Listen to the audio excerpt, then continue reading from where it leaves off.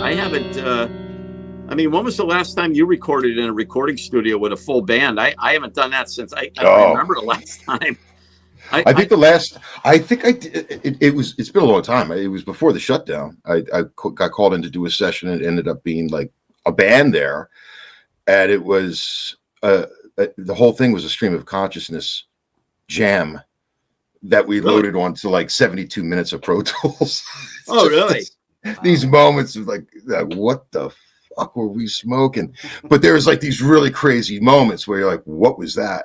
Just Yeah. that's the Well, last time though I was in a studio in that capacity with a band. yeah. I mean, let's put it this way: all the House of Lords records. I mean, since I've been in that band since 2005, I've never done one record with a complete band in a studio. It's all done over at BJ's house, and then we'd send the tracks down to Florida where James is.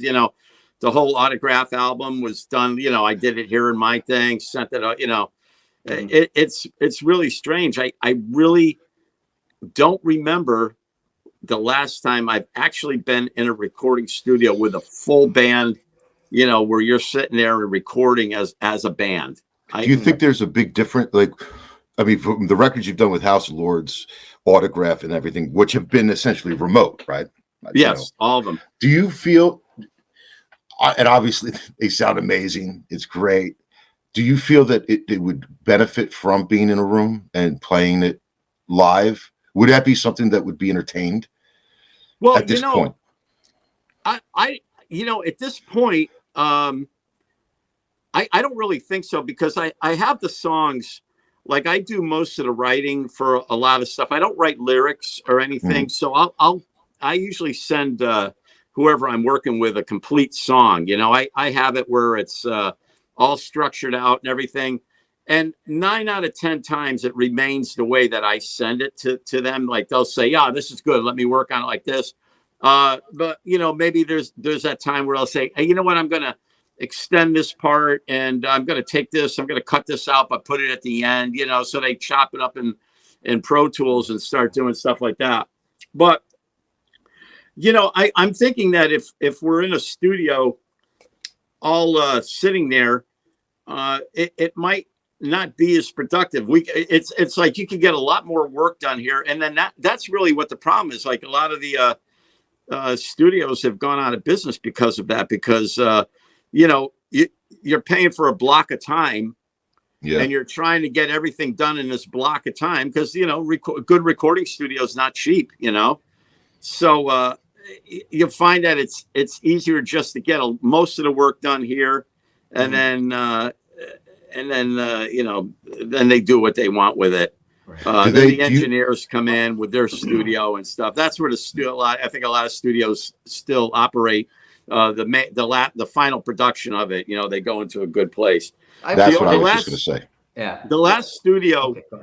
Okay, sorry. The last studio that I've done that I was in, but still was no band, but it was a major studio, was working with doing the tracks for the World Wrestling Entertainment. When I played on the wrestlers' entrance music, and I'd go down to Stamford, Connecticut, where the WWE is, and they had that recording studio there.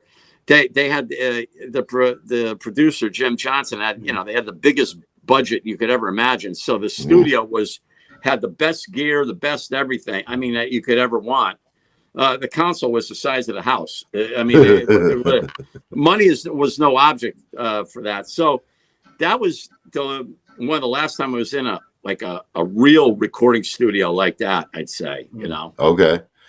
Yeah, I just did a record down in Philly for a Philadelphia artist, and it was at Cambridge Sound Studios, which is nice studio. Yeah. But I mean, the band had already tracked. As a matter of fact, they had tracked 2 years before. So I came in, demoed everything at home, what I would add to it, and the producer would like go down the tracks and go, "Let's get this one. That one thing you did here, let's do that." And of course, I had the Marshalls and everything set up, all mic'd, but I was alone. Matter of fact, I didn't meet the band until my last day of tracking. Oh, They just came in to say hello. But cool. I still do that where I'll go to a recording studio to track, something that somebody had sent the files for. Mm-hmm. But I don't know how it would be. I don't know, maybe there would be a sense of anxiety in a way if like you're going into the studio with the band and you know you're on the clock, and all of a sudden there's like, I mean, in a good way, you get that kind of spontaneous shit going. You're like, oh, fuck. Well, yeah, you're also, but you know, it's like when you're doing that, you're rushed, especially when you're, if you waste a little bit of too much time, then on one particular thing, I mean, well, look, I mean, half the time goes by right off the bat just getting drum tones in the studio. You know how long it takes for them to set the microphones up, and I can't tell you how long I've sat in studios in the early days of them just working on drum sounds to get the right, you know, just sitting there. And I would be going, that's good enough. Good enough. We'll fix it in post. For heaven's sake. Sitting there playing with yourself, waiting for a friggin' snare. Like, come on, man. Yeah. How many times you got to hit the snare? It sounds great. Let's go.